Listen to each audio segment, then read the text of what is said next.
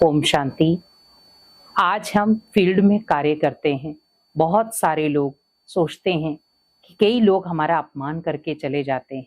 हमारी नीचे पोस्ट है या छोटी पोस्ट है, हमें कुछ भी बोलकर चले जाते हैं। हम सहन कर लेते हैं, पलटवार नहीं करते। क्या करें? बहुत सारे लोग जब अपने बड़े ओहदे पर पहुंच जाते हैं तो वो छोटों की कदर नहीं करते। लेकिन आप ध्यान रखें, छोटा हो या बड़ा हो, अगर आप एक दूसरे का सम्मान करते हैं तो आप सोचिए अपमान की फीलिंग आएगी नहीं।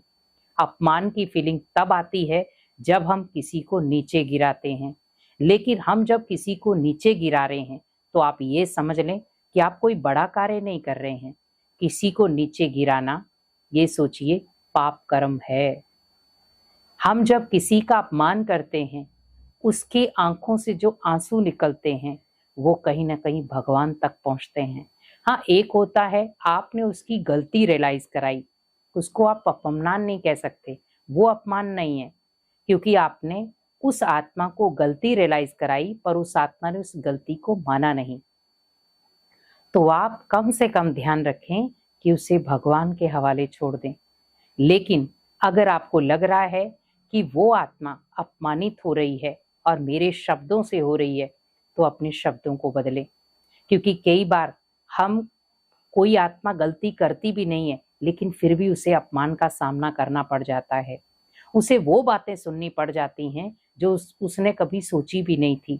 कई बार अपने भी आपका बहुत अपमान करके चले जाएंगे। लेकिन आप ध्यान रखें, ना तो मुझे अपमान चाहिए, ना मुझे किसी से सम्मान चाहिए, क्योंकि मुझे सम्मान देने वाला स्वयं भगवान है।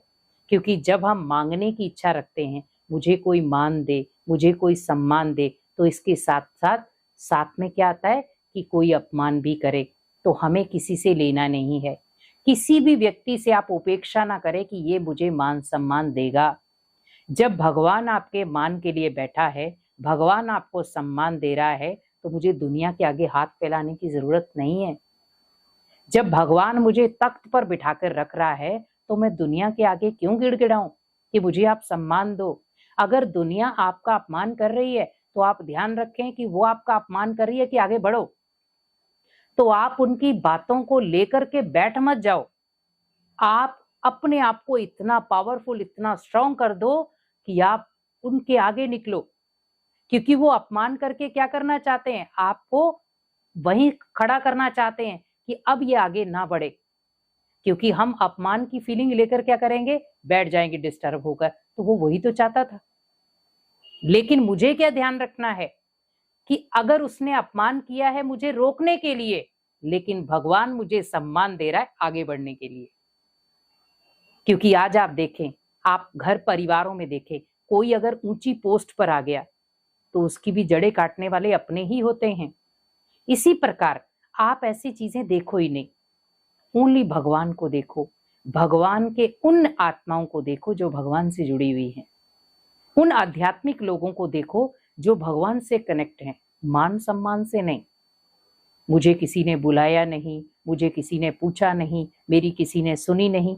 आप ये सोचो, इस संसार में जब भगवान मुझे सुना रहा है, क्या मैं उसकी प्रॉपर सुन पा रहा हूं? तो जब मैं भगवान की नहीं सुन रहा तो क्या इंसान आपकी सुनेगा? नहीं। भगवान हमें जिस पथ पर लेकर जा रहा है वो साफ है, सच्चा है, तो उस पथ पे ध्यान दो। लेकिन आज हम दूसरों की कमियों पर ध्यान दे रहे हैं। और जब हम किसी की कमियों पर ध्यान देंगे तो कहीं ना कहीं हम अपने आप को अपमानित करेंगे, क्योंकि हमारा वो कार्य पूरा नहीं होगा। हम दूसरे की कमियां देख रहे हैं, अब वो कमियां खत्म नहीं कर रहा है तो हमें लग रहा है कि ऐसा क्यों कर रहा है, ये नहीं करना चाहिए। क्या हमने अपनी प्रॉपर कमियां खत्म कर दी? नहीं। तो भगवान कहते बच्चे स्वयं का चिंतन करो, दूसरे का नहीं। मैंने तेरे को इस दुनिया में भेजा है स्वयं के चिंतन के लिए, स्वयं को बदलने के लिए, दुनिया को नहीं। दुनिया को बदलना होगा, मुझे जिसका कार्य लेना होगा मैं ले लूंगा। और भगवान ने जब दुनिया को, सृष्टि को परिवर्तन करना है तो वो ऐसी महान आत्मा को चुन लेगा जिससे वो परिवर्तन करा सकता है। पर भगवान क्या कह रहे हैं, बच्चे अगर हर व्यक्ति ये सोच ले मुझे बदलना है तो सृष्टि का परिवर्तन बहुत आसान है। भगवान भी यही कह रहा है, अगर हर व्यक्ति ये सोच ले मुझे श्रेष्ठ कर्म करने हैं, किसी का अपमान नहीं करना है, किसी की निंदा नहीं करनी, किसी की चुगली नहीं करनी, किसी से ईर्ष्या द्वेष नहीं रखना है, तो आप अच्छे इंसान बन जाएंगे। लेकिन अगर कोई आपके साथ ईर्ष्या द्वेष नफरत घृणा अपमान निंदा चुगली कर रहा है, करने दो। पाप कर्म उसका जमा हो रहा है, आपका नहीं। आप ओनली अपने श्रेष्ठ कर्मों पर ध्यान दो, और जब आप अपने श्रेष्ठ कर्मों पर ध्यान दोगे तो कर्मों का फल आपको मिलेगा और उस आत्मा को कर्मों की सजा। तो आप सोचिए कि हमें कर्मों का फल क्यों मिला? क्योंकि हमने अपनी जो लाइन थी या भगवान ने जो हमें चीजें बताई, मर्यादाएं दी, जो भगवान ने ज्ञान दिया, हम स्पष्ट रूप में उसके ऊपर चल रहे हैं। भगवान भी खुश, मैं भी खुश, और जिनके लिए मैं कार्य कर रहा हूं वो भी खुश। तो आज की दुनिया में आप ये ना सोचे कि लोग आपका अपमान कर रहे हैं, आप उस अपमान वाले शब्द को भी अपने आगे की सीढ़ी बना ले। इसने अपमान किया है, लेकिन मुझे अपने सम्मान के लिए श्रेष्ठ कर्म करने हैं। तो जब आप अपने सम्मान के लिए श्रेष्ठ कर्म करेंगे तो भगवान भी आपका साथ देगा। अपमान सुनकर खड़े मत हो जाओ, ठहर मत जाओ, लेकिन अपमान को सीढ़ी बना लो आगे बढ़ने की। तो जब अपमान वाले शब्दों को सीढ़ी बना लोगे आगे बढ़ने की, क्योंकि जो काबिल व्यक्ति होता है, पावरफुल व्यक्ति होता है, अपमान उसी का ही होता है। इसीलिए क्योंकि सच्चा और साफ होगा, अपमानित भी वही होगा।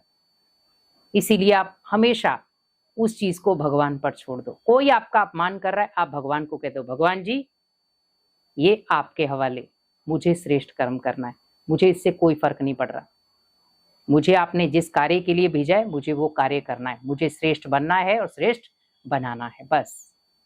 तो आप खुद सोचेंगे कि आपको किसी भी अपमानजनित बात का अफसोस नहीं होगा, फीलिंग नहीं आएगी, और आप हमेशा भगवान की याद में मस्त रहेंगे। ओम शांति।